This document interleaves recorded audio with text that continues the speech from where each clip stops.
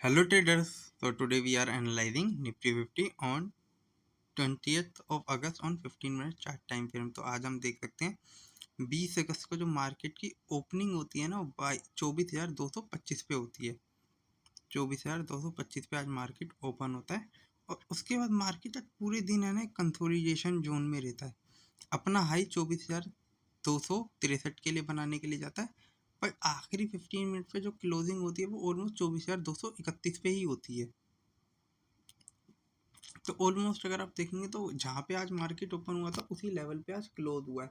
But अच्छी बात देखने को ये मिली है कि मार्केट अभी 24,000 के लेवल को टच करने के लिए नहीं आया था। जैसे कि मुझे लगता था कि मार्केट एक बार 24,000 के लेवल को टच करेगा। तो मैं आपको डेली टाइम फ्रेम पे दिखाता हूँ। तो मार्केट जैसा कि आज उम्मीद थी मार्केट, क्योंकि गैप अप ओपनिंग दे दिया था आज के दिन, तो मुझे लगा था कि मार्केट ये वाले जो लेवल है ना अपना 24,000 के लेवल यहाँ पे टच करने के लिए आना चाहिए। बट ऐसा नहीं हुआ। अब मुझे लगता है कि मार्केट यहाँ से ये 24,400 के लेवल को ब्रेक करता हुआ जाना चाहिए, क्योंकि ऑलमोस्ट अगर क्योंकि आज के कैंडल के ऊपर मार्केट निकलने का मतलब है जो कल का जो हाई को ब्रेक करके कि मतलब मार्केट यहाँ से रैली के लिए जाएगा, क्योंकि ऑलरेडी ये वाला गैप फिल हो चुका था। तो अब मार्केट में हमें 24,400 के टारगेट देखने चाहिए कल के लिए। ठीक है, अब चलते हैं कुछ अच्छे स्टॉक पे जिनमें अच्छी रैली आ रही है। तो जिसमें सबसे पहला नाम है रेडिंगटन।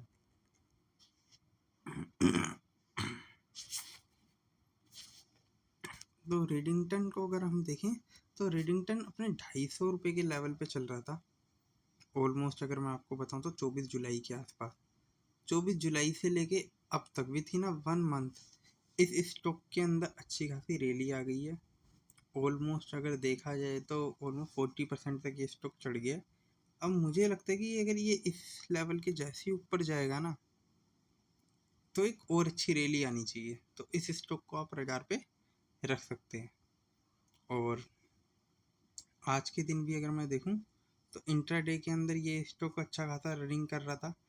5% से 6% तक की तेजी थी। 355 रुपये के हाई लगा दिए थे और जो क्लोजिंग हुई है 348 पे हुई है। तो इस स्टॉक को हमें रडार पे रखना चाहिए। 12 मिलियन शेयर की बाइंग एंड सेलिंग थी। इसके बाद हम चलते हैं नेक्स्ट स्टॉक पे जो कि अपने 50 वीक हाई के आसपास चल रहा है, जिसका नाम है नेटवेब टेक्नोलॉजी। तो ये स्टॉक अभी हाल फिलहाल के अंदर एक दिन यहाँ पे कहीं ये 10% तक डाउन था, 5% कल के दिन। और आज के दिन हम देखेंगे तो ऑलमोस्ट 7% की तेजी 5500 तक के लेवल को ये टच करने जा रहा है। तो मुझे लगता है कि इस स्टॉक के अंदर जो टारगेट आना चाहिए ना, मेरे हिसाब से मुझे लगता है कि यहाँ से 700 पॉइंट, तो मतलब ये 59 तक जाने का पोटेंशियल लगता है ये स्टॉक। तो इस स्टॉक को हमें रडार पर रखना चाहिए। इस स्टॉक में और भी अच्छी तेजी आ सकती है, तो इस स्टॉक को अपने रडार पे रखें। आज के दिन भी ये स्टॉक अच्छे वॉल्यूम के साथ ऊपर के लेवल पे जा रहा है। 4.5 मिलियन शेयर की वॉल्यूम थी आज इसमें बाइंग एंड सेलिंग में, और 5449 तक के हाई लगा दिए थे आज इसमें। तो मुझे लगता है कि ये स्टॉक में 400 से 500 पॉइंट मतलब ऑलमोस्ट और 10% की अपसाइड आ सकती है। तो इस स्टॉक को आप रडार पे रख सकते हैं। इसके बाद नेक्स्ट स्टॉक चलते हैं मोरफिन लैब। अगर मोरफिन लैब को अगर मैं आप लोगों को बताऊं तो ये स्टॉक है ना सिर्फ यहाँ पे 4 अगस्त को सिर्फ 56 रुपये के आसपास था। और यहाँ से कुछ ही दिनों के अंदर मतलब ऑलमोस्ट 15 से 16 ट्रेडिंग सेशन के अंदर ये स्टॉक ऑलमोस्ट अगर आप देखेंगे तो 70% तक की तेजी दे चुका है। तो इस स्टॉक को अगर मैं यहाँ पे देखूँ तो with in a few month means almost 70% तक की तेजी इस स्टॉक ने दे दी है। और मुझे लगता है कि जिस तरीके से चल रहा है ये स्टॉक अपने ऑल टाइम हाई तक जाएगा 100 रुपीज़ तक। तो 100 के लेवल का इसमें वेट करना चाहिए, ईजिली आ जाएगा। तो इस स्टॉक को हमें रडार पे रखना चाहिए। आज के अगर ट्रेडिंग सेशन में अगर मैं देखूं तो आज के दिन भी ये स्टॉक अच्छा खासा चल रहा था। ऑलमोस्ट 47 मिलियन शेयर की बाइंग एंड सेलिंग थी। स्टॉक 9% से ज़्यादा की अपसाइड पे था। 97.50 पैसे के हाई लगाए हैं और क्लोजिंग 96 रुपये 47 पैसे पे क्लोज हुई है। तो इसके बाद अब चलते हैं नेक्स्ट स्टॉक पे जिसको मैं आप लोगों से डिस्कस करना चाहूँगा, जिसका नाम है एडवलवाइज एडवलवाइज फाइनेंशियल सर्विस, जिसके अंदर एक ब्रेकआउट हुआ है, क्योंकि ये स्टॉक के अंदर अगर मैं आपको बताऊं ये स्टॉक है ना ऑलमोस्ट है ना इसी रेंज के अंदर ट्रेड करता है। ये 115 के लेवल पे आता है और समवेयर यहाँ तक ये टच करने के लिए जाता है 133 130 के लेवल पे। ठीक है, तो आज ये फिर से कुछ इसी तरीके से रैली दे रहा था और ऑलमोस्ट अगर मैं आप लोगों को ये स्टॉक दिखाऊं ना, तो मैं इस पर एक है ना ट्रेंड लाइन को ड्रॉ करता हूँ, जिससे आप लोगों को पता लगे। ये स्टॉक है ना कुछ इसी चैनल के अंदर ट्रेड करता हुआ देखने को मिल रहा है। तो इसी स्टॉक को अगर मैं क्लोन कर दूँ ना, इसकी एक और लाइन को क्लोन लाइन को इधर आ जा, तो ये जो क्लोन वाली लाइन है अगर इसको देखें तो ये अपने इस लेवल पे ट्रेड करती हुई मिल रही है। तो जो इसका चैनल है वो समवेयर यहाँ पे ट्रेड करता हुआ दिख रहा है 115 से लेके 132 तक 130 तक।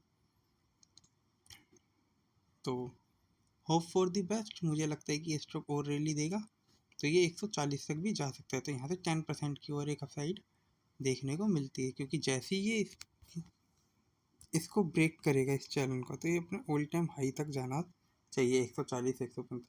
तो इस स्टॉक में और भी अच्छा पोटेंशियल आ सकता है, तो इस स्टॉक को रडार पे रखते हैं। आज के दिन भी इस स्टॉक में 6% 5% की तेज़ी दिख रही थी। 130 रुपये 40 पैसे के हाई लगा रखे थे और 126 रुपये के आसपास क्लोज हुआ है। इसके बाद हम चलते हैं, जो अगला स्टॉक और मैं आप लोगों से डिस्कस करना चाहूँगा वो है हिंदुस्तान जिंक।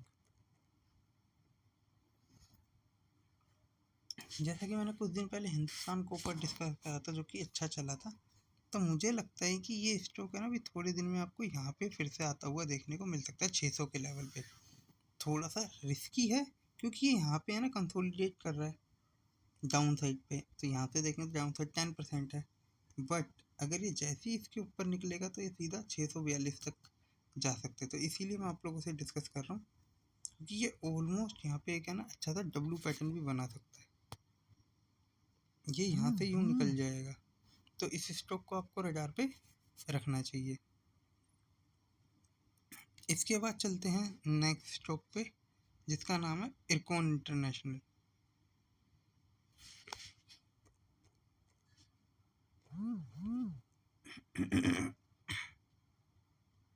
आज के दिन इरकॉन इंटरनेशनल को डिस्कस करने का इसीलिए मैं कह रहा हूँ, क्योंकि पहले तो देखिए इस लेवल पे है ना इसने डबल बॉटम बनाने की कोशिश करी है 125 के लेवल पे।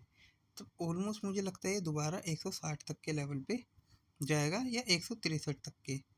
और अभी हाल फिलहाल नहीं है ना, रेलवे ने ऑलमोस्ट 13,000 करोड़, रेलवे तो नहीं बट रेलवे मिनिस्ट्री ने 13,000 करोड़ रुपए के रोड और रेलवे के प्रोजेक्ट को अप्रूव किया है।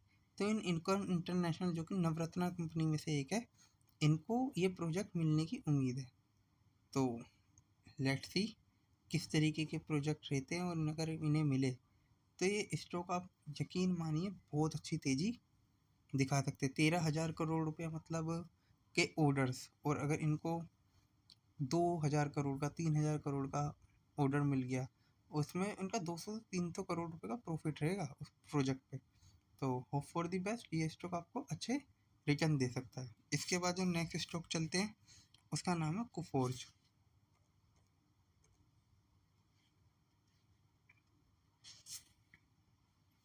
अगर कुफोर्ज को देखें, अगर आप मेरे पुराने वीडियो को देखिएगा जिसमें मैंने कुफोर्ज को आप लोगों से डिस्कस किया होगा, उसमें मैं बोल रहा हूँ कि कुफोर्ज इस 1700 तक के लेवल पे जाएगा और ये उम्मीद है। अब जिस तरीके का पैटर्न बना रहा है ना, सीरियसली मुझे लगता है 2,000 तक के लेवल पे जा सकता है। यहाँ से 10% की और अपसाइड आ सकती है, और अगर उस लेवल को भी ब्रेक कर गया तो ये आपके लिए ना कि अच्छा एक पैटर्न बना रहा है। ये reverse and head and shoulder तो नहीं कहूँगा, बट मे बी जिस तरीके के इसने डिप लगाए हैं, तो मुझे लगता है ये स्टॉक अच्छा जा सकता है। तो इस स्टॉक को आपको रडार पे रखना चाहिए, 2,000 तक के लेवल का वेट करना चाहिए। अगर उसको भी ब्रेक करता है तो और ऊपर जा सकता है। तो इसीलिए कोफोर्ज को अगर आप देखें तो ये ऑलमोस्ट मई में यहाँ पे चल रहा था 1,000 रुपये का, ऑलमोस्ट 80% के रिटर्न दे दिए, तो और भी अपसाइड आएगी और ये स्टॉक यहाँ से अच्छा परफॉर्म करता हुआ देखने को मिल सकता है। आज के दिन 3% से ज़्यादा की तेज़ी दे रहा था। 4 मिलियन शेयर की बाइंग एंड सेलिंग थी। 1900 के लेवल टच करने की कोशिश करी है ऑलमोस्ट आज इसने 1888 के। तो let's hope for the best. तो ये लेवल आ सकता है। इसके बाद जो आज के दिन है ना, मैंने एक इंट्राडे स्टॉक सिलेक्ट किया था, जो कि मैंने कल भी आप लोगों से डिस्कस किया था, वेल्सपून लिविंग। अब इस स्टॉक को भी मैं आप लोगों से डिस्कस करता हूँ, जिसको मैं 4 आवर्स चार्ट टाइम फ्रेम पे लगाता हूँ।